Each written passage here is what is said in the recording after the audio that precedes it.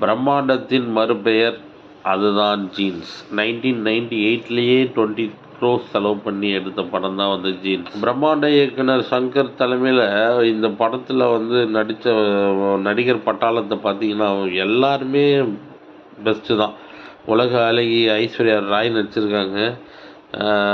அப்போ வந்து top star நமது பிரசாந்த் அவர் தான் வந்து முன்னிலையில் நடிச்சிருக்காரு.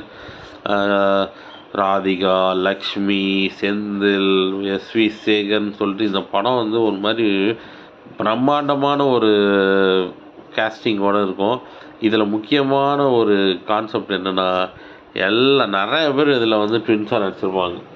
எஸ், நம்ம பிரசாந்த் வந்து ஒரு ட்வின்ஸாக நடிச்சிருப்பார்.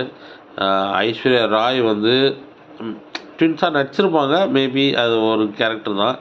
ப்ளஸ் இதில் வந்து நாசரும் வந்து ஒரு ட்வின்ஸாக நடிச்சிருப்பார். ஸோ இந்த மாதிரி 3 பேர் வந்து இதில் ட்வின்ஸாக நடிச்சிருப்பாங்க. படம் வந்து அந்த அளவுக்கு ஒரு பிரமாண்டமாக, அதுவும் அந்த பாட்டு ஏஆர் ரகுமான் வந்து மிரட்டியிருப்பார்.